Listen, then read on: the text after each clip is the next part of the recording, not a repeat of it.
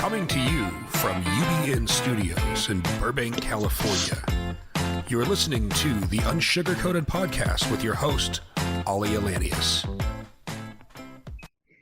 Hello to everyone. This is your favorite social podcast back for another episode. Actually, it's our season finale. I cannot believe we're already here, but it has been a tremendous season thus far. I hope that you know every single person we bring on here, we bring them to you because I find them to be amazing individuals and the topics that we cover. And for this entire season, we really have focused on silver linings. The topics somehow relate, overcoming trauma, learning how to find your personal story, especially within the crazy, last year that we've had. And for some of you who do know, a lot of these connections that I've been making most recently have been on Clubhouse. It's been very interesting and very fun. And so today we're going to close out the season with another incredible person that I met on there. And the reason why I kind of want to say this is that everything that we do here is about reminding people that you can't have the good without the bad. The silver linings is that moment in the dark when you find hope. And the person that I've asked to come on, she not only has this incredible success story, but her original story is just as powerful. And I'm definitely excited to talk to her about silver linings. And without further ado, let's definitely go ahead and get to it. Lindsey Brooks is the founder of Boardwalk Holdings Corporation and co-founder of Instapreneur. She is the principal architect of Retailmercial. She has managed over $4 billion worth of consumer products worldwide, and her products have been sold in 80,000 stores and 120 countries. Lindsey made her first million at 19 years old when she launched her first consumer product. You've seen them, the metal hair massager. She's responsible for creating and managing strategy of many of the highest growing campaign and rollouts in the as seen on TV industry, such as the ShamWow, Sticky, Smooth Away, Slap Chop, and many more. She's coached spokesmen like Hulk Hogan, Gordon Ramsay, Vince Offer, and George Foreman. She is the ultimate retailmercial entrepreneur with an ultimate mindset. Here to share her story and talk about the silver linings, please welcome Ms. Lindsey Brooks. Hello, beautiful. Oh my gosh. Thank you for having me. So awesome. Well, it's been really cool to hear you speak and share on a platform and be so vulnerable. I think that for me, I talk about this, like, I know I have a pretty incredible story when people listen, but what I am genuinely smacked by often is just hearing someone else's story and the power that's in it. So, thank you. You were 19 years old when you first made your $1 million. Now, I want to go back to that time in your life because where somebody might hear that and be like, okay, so you had it pretty figured out. It kind of happened, right? Like tell us what that journey started out for, like with you. Sure. Thank you very much. I don't think any of us really have it figured out, even if we think that people do have it figured out.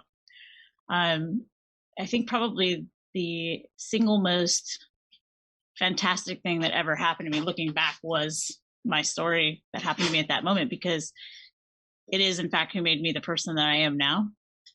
So just like you talked about the silver linings, it's just like you don't know what it's like to be healed until you're sick. You don't know what it's like to be unbroken until you have been broken, right? Until you've actually been healed, from those particular tough times. But my story started when I had just moved to Washington State, and I had come from Las Vegas originally, and I was there for various purposes. One of which was I wanted to launch my wine career. I was in the wine business, and being 18 at the time, you're not allowed to drink, of course, in America, but you could in Canada. And more than anything in Canada, you could serve. So that's one of the main reasons I moved up here. I got married. I met somebody. Life happens, and I came up with a really cool product, and it was like an accident. And honestly, it was wrought actually out of wanting friendships, because I had just moved to a new place and really thing. But I had gone down to this little market called the Fremont Market. I saw all these cool girls with tattoos and cigarettes, and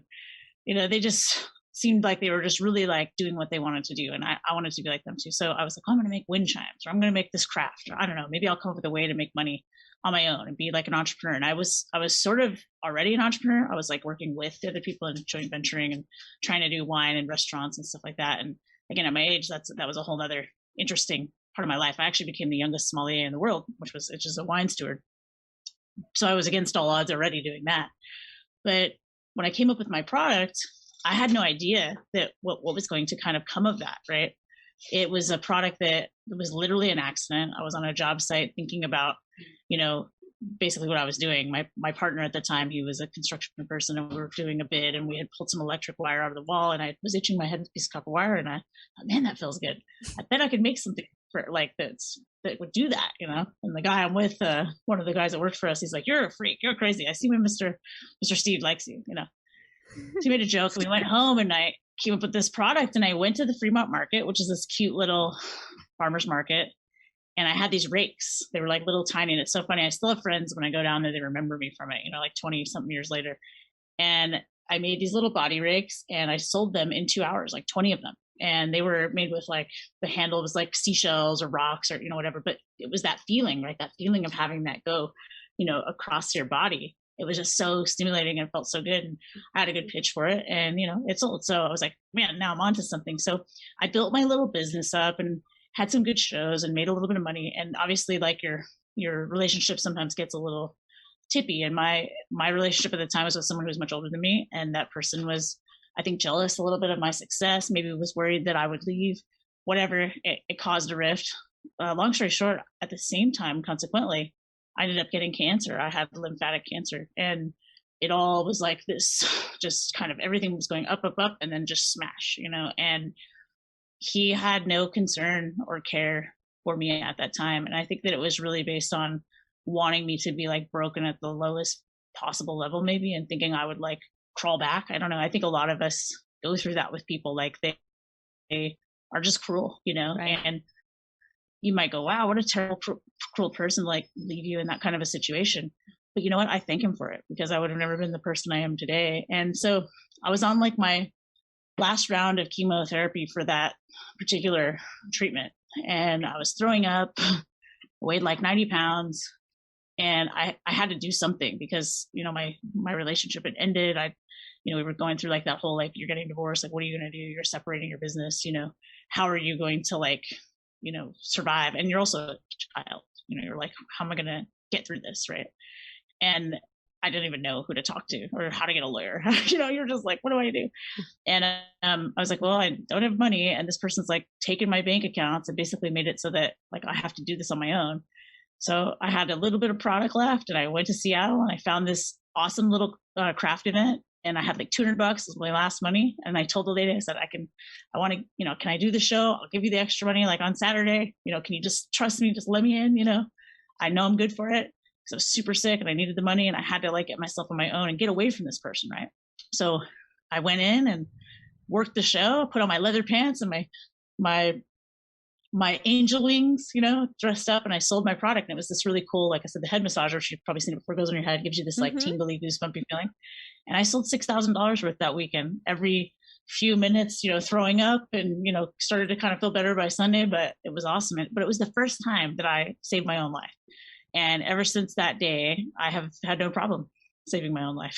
So I think that was a blessing. So. Yeah. I mean, it should be, I know when you tell that story before I know of it, it was $250 to actually enter that, event, right?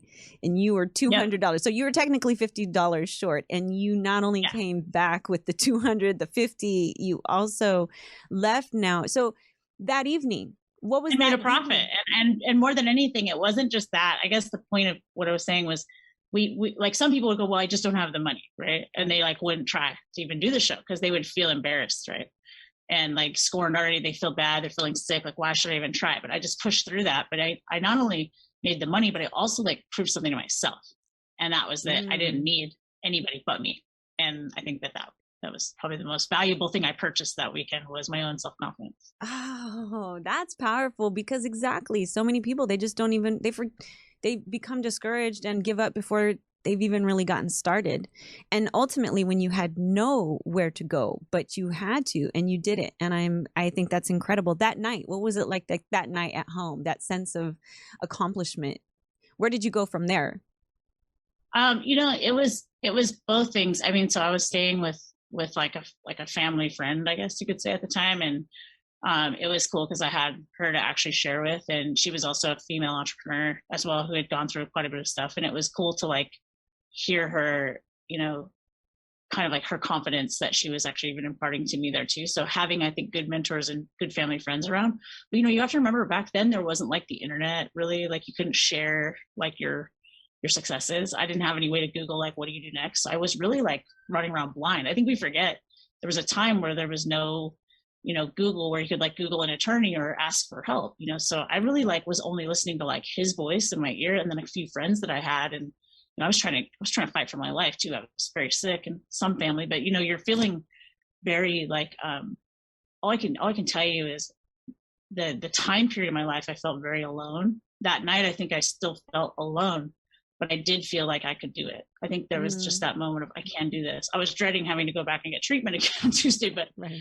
But other than that, it was a sigh of relief, and it was a great step in the right direction. And it's funny, I guess I've never been asked about that night. And it's funny because I really think that I still felt like I was in the dark, but I was like finding my way out of the dark, Right. And I'm really trying to think of what that was like, because it's a weird thing, like most people, like if you go into a bad situation or your relationship ends, you're on Google, you're calling people, I just didn't even have any of that, so I don't know. Yeah. I think I was just thinking, all right, well, when's the next show? What am I going to do with this $6,000, Right. And I did, and I pushed that into the next thing. So.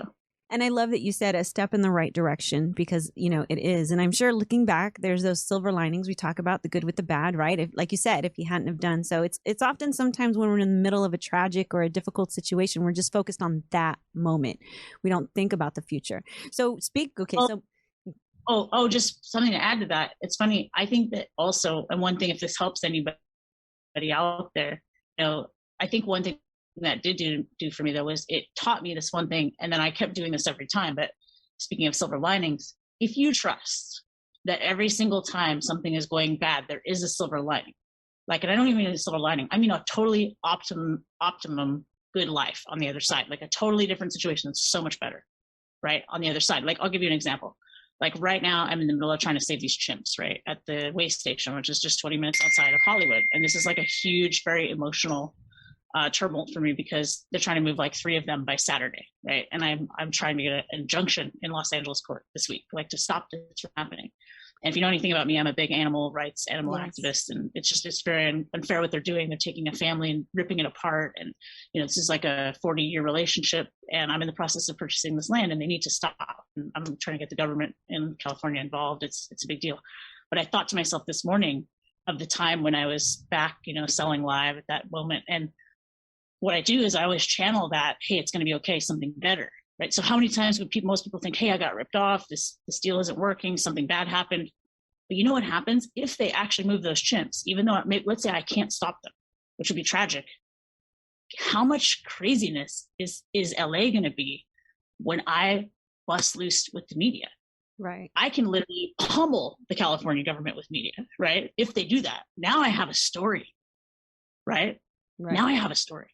And so I'm actually excited if they move them, because, hey, let's go to town, right? Like, so, you can turn it around, what I mean? Right. Because that just makes my story bigger and better, and it can last longer. Yeah. So that was just something. That's incredible. And I completely agree with you, and well said. That's why I enjoy listening to you talk a lot, Lindsey. It's incredible.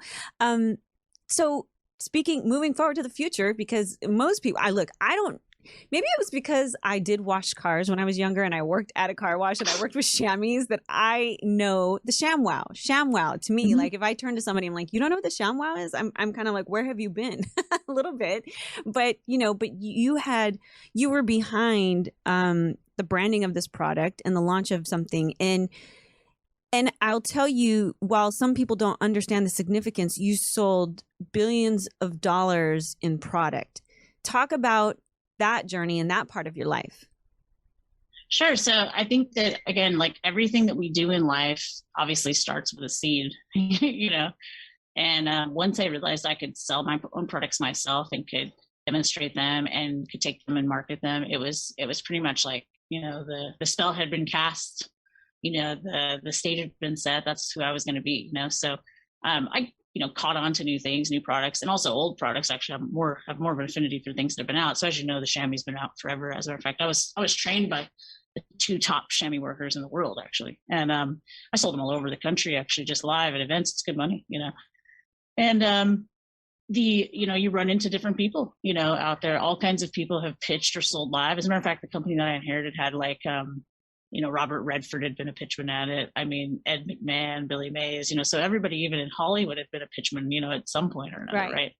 It's kind of an easy thing to get into sometimes if you have a good way of talking, you can interact with people. So it was just like, I think when I realized that I could sell things live and get that instant feedback from customers, that's just like a tiny microscopic piece of growing something to the level of billions of dollars, right? Because once you know that you have something that can sell, you can scale it, because it's not like just people at the Hollywood Bowl flea market are going to buy this thing.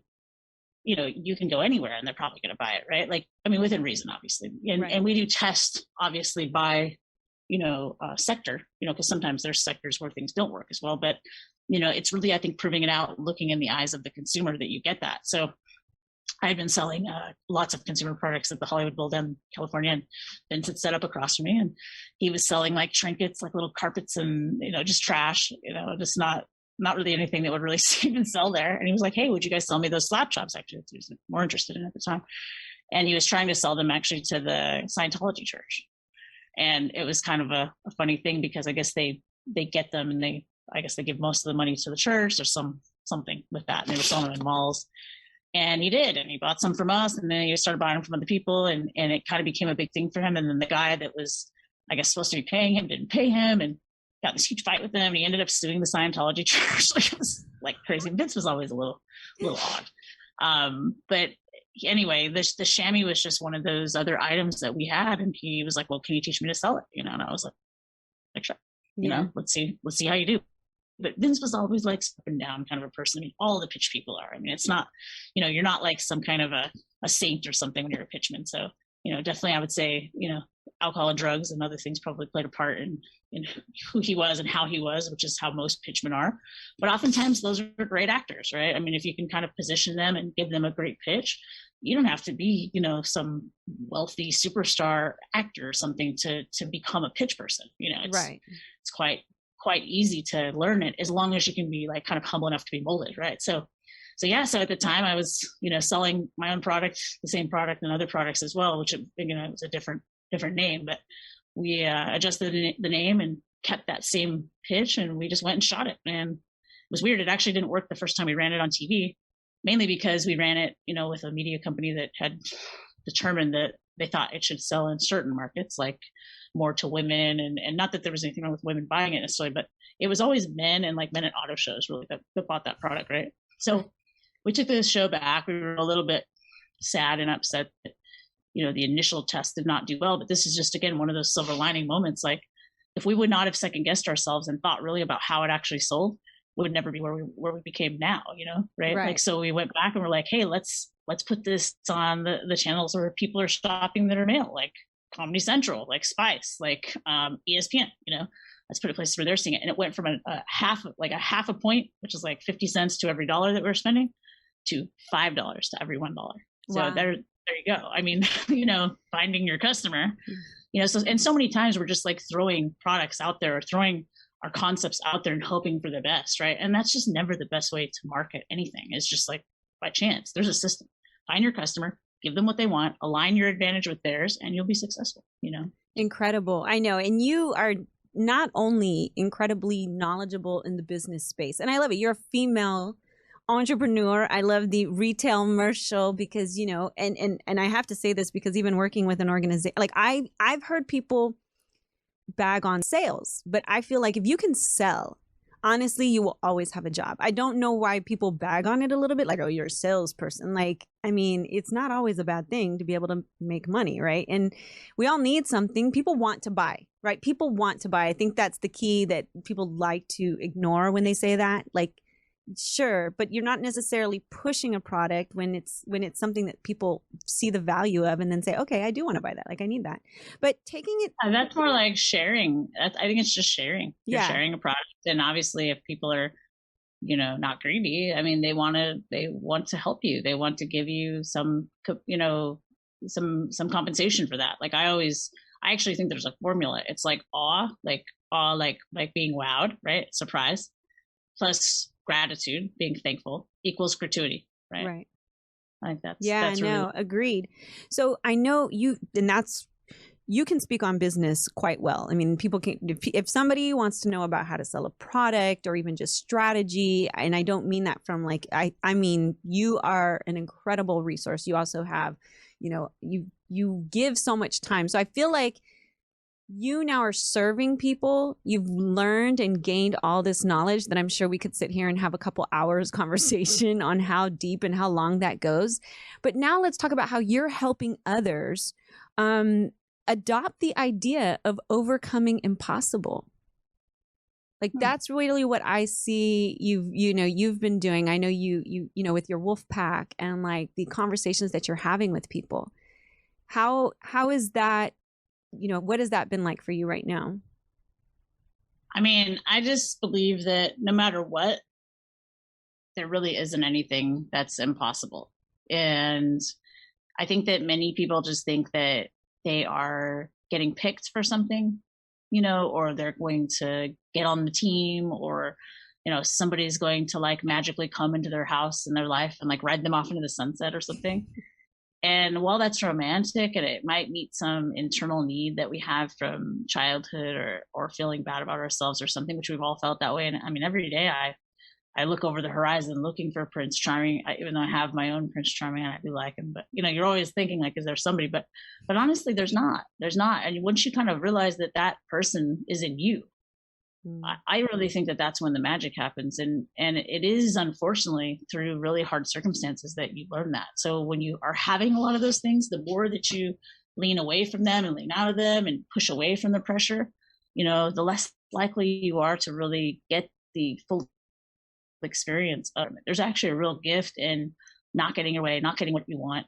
And it's also like, I think it forges a level of value inside of you that you have for yourself too, because you realize sometimes like maybe there would be a better deal or an easy deal. Like, for example, like let's say you're going to get funding and you don't get the funding, right? Like, but then you have to bootstrap the business and build it and do it yourself. Mm-hmm. I mean, that to me is way more valuable, right? Because now you're keeping 100% of the money. You didn't sell out early, and probably that wouldn't have been the best deal anyway. So I just think that there's a lot of value in pushing yourself and challenging yourself to actually get things done yourself and do them yourself. And so with the Wolf Pack, I like to teach people that there's an actual system to selling. Like it's not chance. It's not just like go on Shark Tank and like win Publishers Clearinghouse or something. Like that's not even business. Like business is related to math, statistics, and a system, right? And even emotional things you can put into a system. Your brain is a system, right? It works very emotionally, but it's not just emotions. It's not just like, oh my God, I'm psycho. It's dopamine and endorphins and electricity, right? So, that's what you're dealing with. And those things work a very specific way. And once you kind of, I think, realize that you're a system and you're part of science, and this is how things work, just like your car, you put the key in the ignition, it turns on, and all the other cars in the parking lot work the same. Like, it's really not rocket science. Right. Just put the right gas in, just drive it on the right roads. Just like, don't do something dumb, but also don't be afraid to continue down a road, even if you don't see other people on it. You're still in a great car. You're still in a great machine that's going to take you there, I think that when people, and I'm wondering, because we talked about this before, the power of rejection. The power of rejection. So when you're trying to do something, whether you're selling a product or whether you're selling your services or you're trying to build that company or you're trying to forge a life, there are just things that sometimes don't go your way, or some people say no. And then some people, I've really observed people hear the word no and then just be like, I guess that's it. I guess I should give up. And I remember asking you this before, and I love your perspective of the power of rejection and the duality to it. Yeah. I mean, I have a lot of thoughts on rejection and no. As a salesperson, you're quite related to no on a constant basis. You hear it. So a couple things I adopt are when people say no, I just say next. That's fine. Doesn't mean that it changes me at all. Also, no is just no to something. That doesn't mean it's forever or it's for all things. It just means it's something. Maybe it's price, maybe it's timeline, maybe it's like the type of thing, maybe they don't have money, like whatever, but it's not you. And if you take it personally, you're going to torture yourself. The other thing I think too is the second aspect to know is ask a question, right? What are your concerns? Those 4 words will literally make any deal for you. You can do that, and no is a powerful word too on the flip side, right? Like once you know how to accept no, use it again, regurgitate it, and decide what part of that no matters to you to refine your pitch or to make you more of a person that's set apart and you're going down your own path and maybe you're going to do this on your own anyway.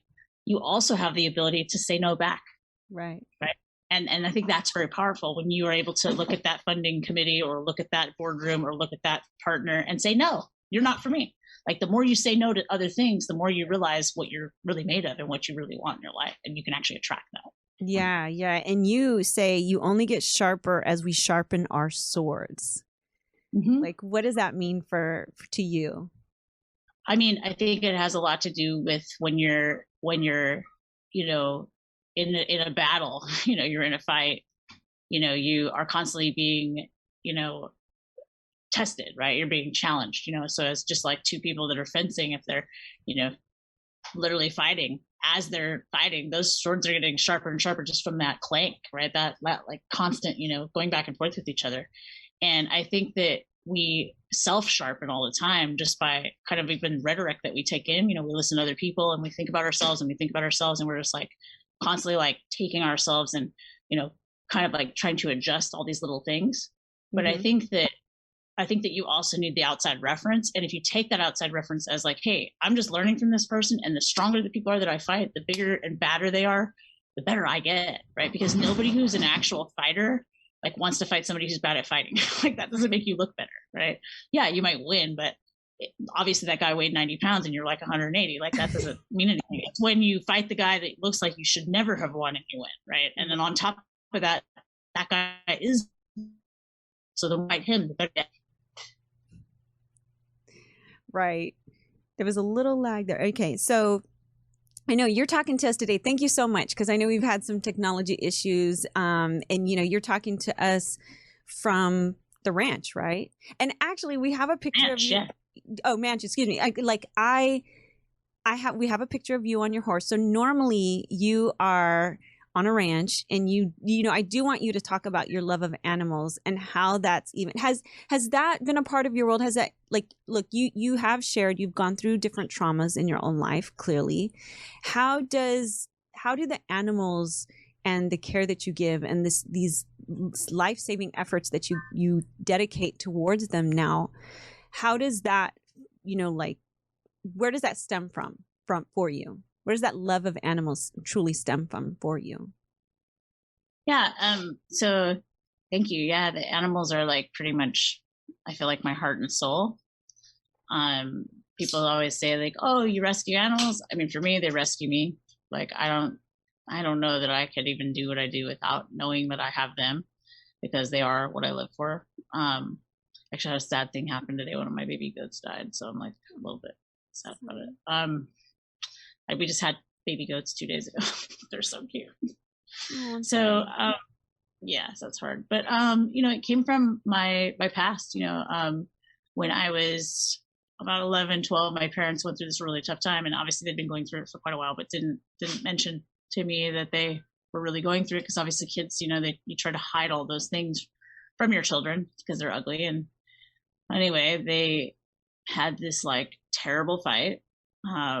My mom decided to like pretty much eject my dad from our home, and she was throwing his clothing out of the second story window of our house for all the neighbors to see. It was quite like crazy. I was like, 11, and I was startled by this because I didn't know that they were really fighting. I mean, maybe I'd seen 2 fights in my life, and this was pretty crazy. And she was saying he's leaving and it's over, and you're a kid, so I was really upset. I was crying and felt terrible, and I actually like was so emotional I threw myself on the ground and I was just like, how could this be happening? Why is my family ending? And she was like mad at me, and obviously your mom being mad at you in a sense when your other parent is leaving or there's this big thing, like you're going through your own grieving and so are they.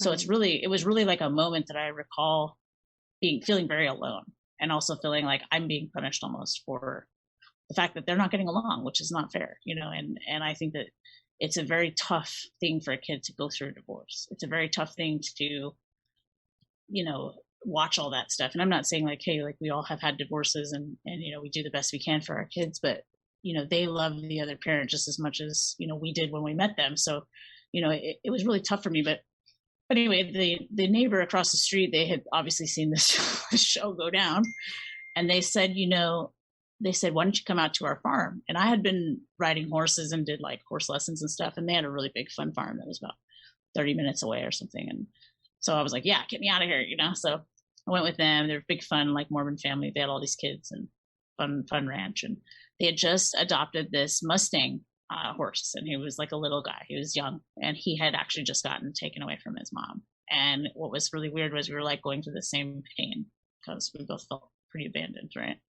And he had actually gone through a wire fence and had like part of his shoulder like kind of ripped off a little, and he had like some very serious injuries actually sewn up. I mean, he was okay, but he was just a little guy, he was under a year old, a little colt from the Mustang, the roundups and BLM, and we just fell in love, man, me and that horse, and he just saved me. I just felt like we had something in common, and he didn't make me feel so crazy and so alone, and through that sadness, we found each other. And anytime I've ever had a bad time, and again, a lot of these, obviously the fights with your parents divorcing and whatever are always like magnanimous during holidays, right?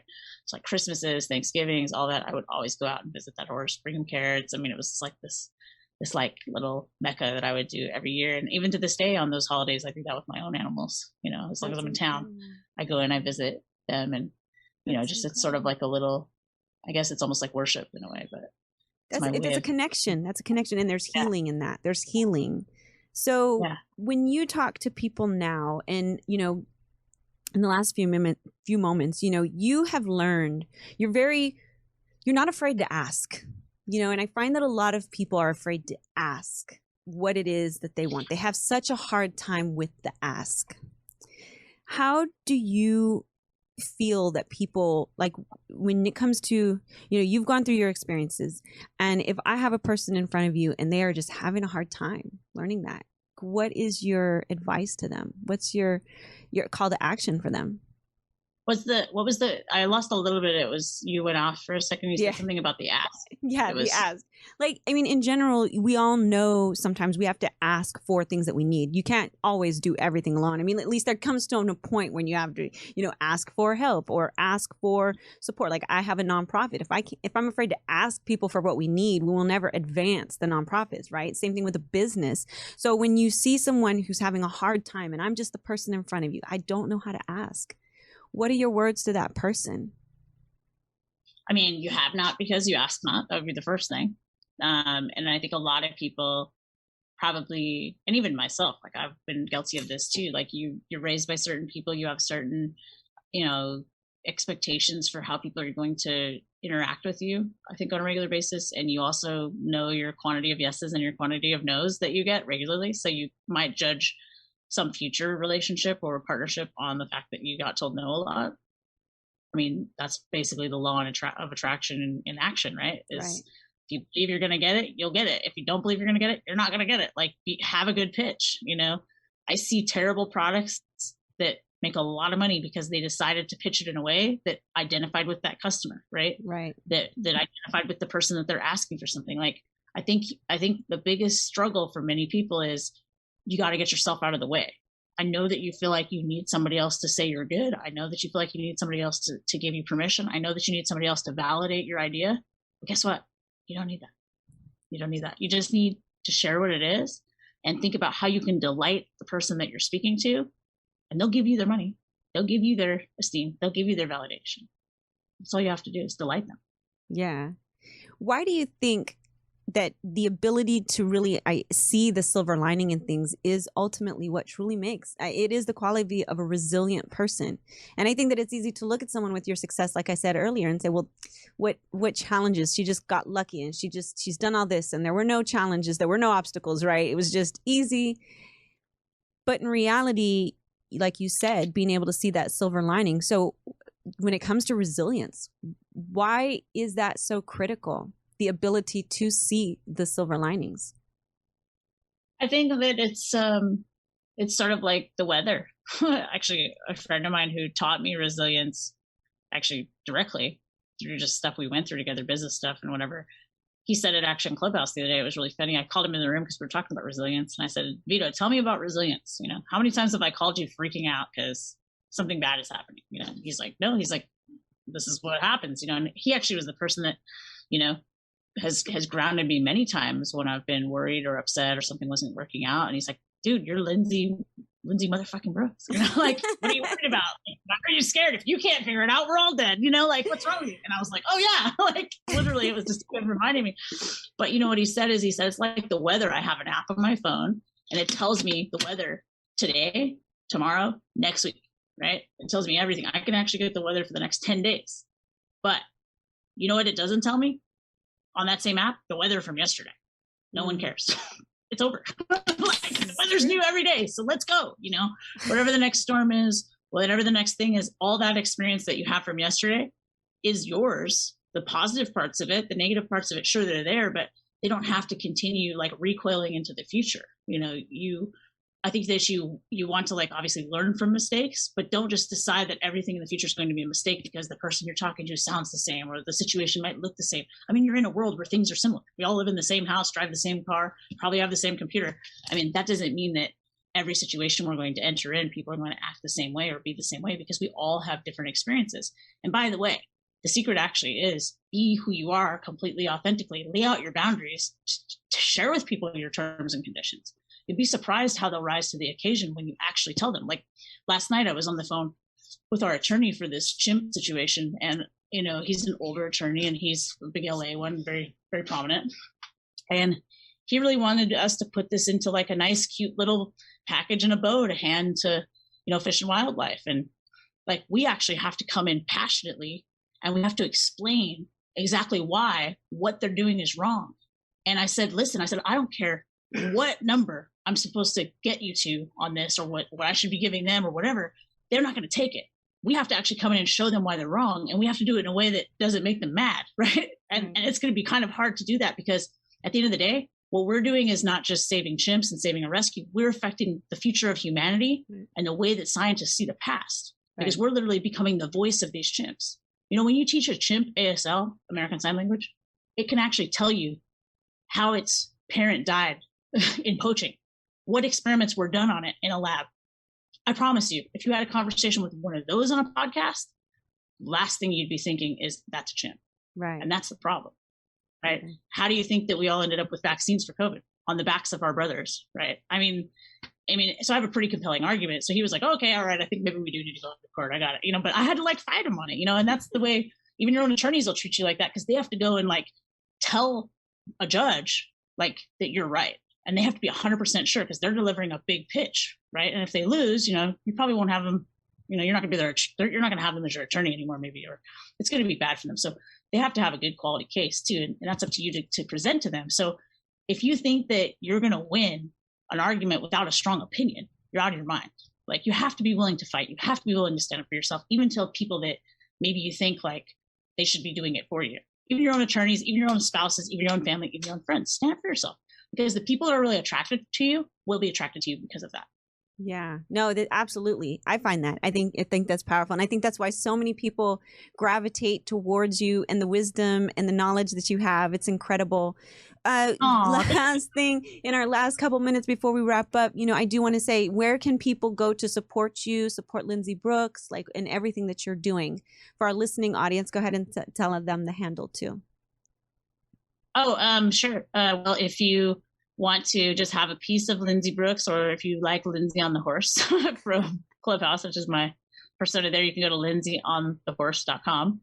and I have some merch and stuff, which is kind of cool. You can check that out. All that money for the merch is actually helping the Waystation and helping us get the chimp safe and helping us purchase the property. So you're welcome to do that.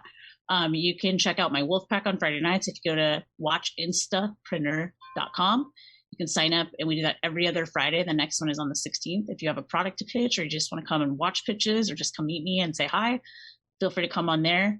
And I have actually a club also on Facebook. It's the Instapreneur Commercialization Club. It's free. You can go on Instapreneur Mastermind, which is also on Facebook. It's a Facebook page, and you can reach out to us there. And then my email, I think, is probably on here, or you can DM me on Instagram as well, LindseyBean77. So, yes. Yeah. Thank you so much, Lindsey, for being with us. I appreciate your knowledge, your wisdom, your passion. And thank you for being so vulnerable. We definitely cannot wait. When we are able to get together, we'll definitely have to do this in person in the future one time. But definitely. in the meantime, I'm going to be in LA this weekend, so hopefully I'll run into you maybe. Definitely we'll connect. Well, thank you so much, Lindsey. I really appreciate you. And thank you for being our guest. To the audience at home, we are, I can't believe it. We're already done another season. But guess what? We will be back, and we will continue to bring more empowering stories. Support us, share it. Don't forget to like, comment, subscribe. You know we are on Instagram at UnSugarCoated Media. You can also follow me at Aalia, and also I'm on Clubhouse too. Love you, appreciate you. Can't wait to see you next season. For now, thank you so much for letting us be unsugarcoated.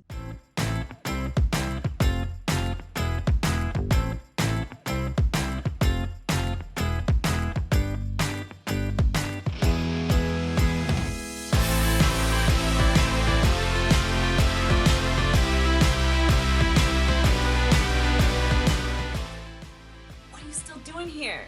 Come back next week.